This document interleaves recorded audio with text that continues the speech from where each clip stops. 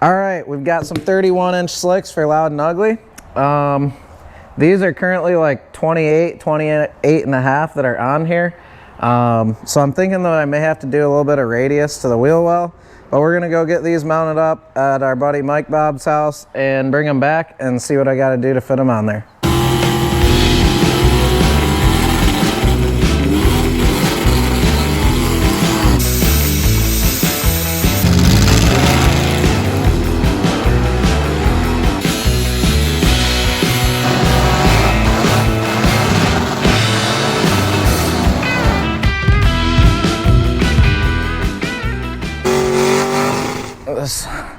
Loading them up.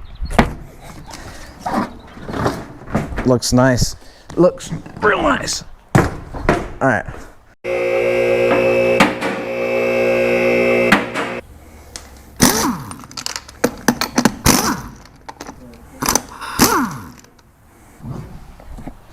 Load her up.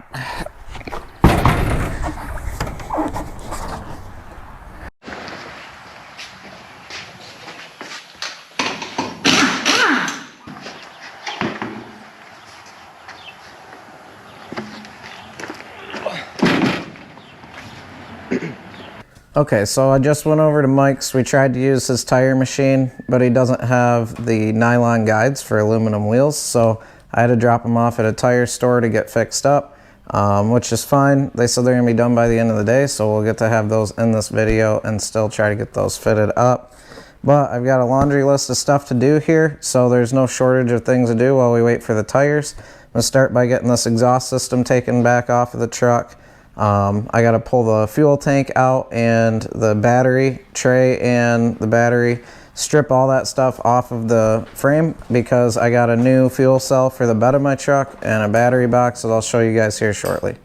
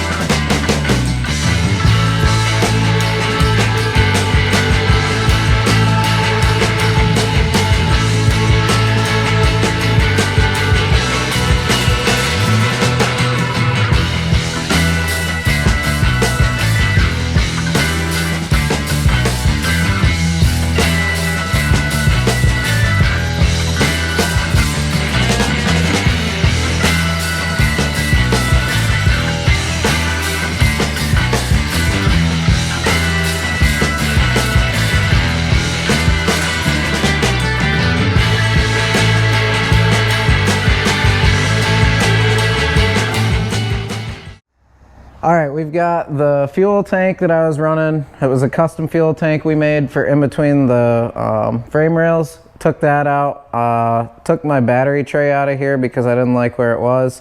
And being that I'm putting a fuel tank in the bed of the truck now, I figured I might as well put the battery in there too.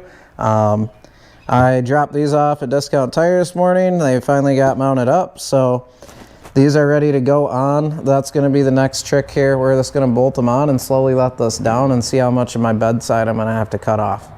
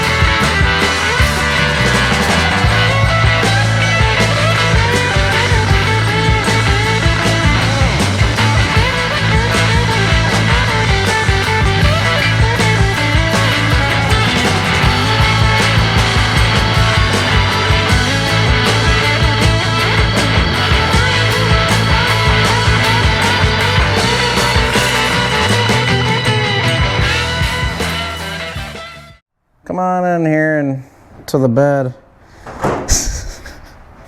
So this is a new setup we're gonna be running. I got like a round style fuel cell. I really did not want to ever have to put a fuel cell and a battery box in the bed of my truck, but it does make things a lot less complicated for routing things underneath. So I went with the round style because I think it looks a little bit more old school than a square style fuel cell. Then we got the aluminum box to match it for the battery. So that's going to provide a little bit more space for me to make some wheelie bars underneath in case this thing does some wheelies. That's what we're hoping for. And then it gets the battery away from the drive shaft if the drive shaft were ever to break. That's in a lot safer location back here. So excited to get this stuff plumbed up. We got the new slicks mounted up. That took a little bit longer than I expected today because I planned on doing it at a buddy's house, but we didn't have the nylon guides for aluminum wheels for his tire machine. So I had to take it to the tire store, and that kind of put a damper on my day. But that's how things go. So hopefully next episode I'll be getting a little bit of a trim job on the fender side of my truck here, so that these slicks fit in there good and we don't have to worry about them hitting it all. And then I'm going to get this fuel tank and this battery plumbed, and then I got to pop this windshield out and do some roll cage welding on the front side that I wasn't able to reach before. Just buttoning up some safety stuff, and then hopefully the motor will be done soon and I can go pick that up and we'll get that in here and we're going to be off racing.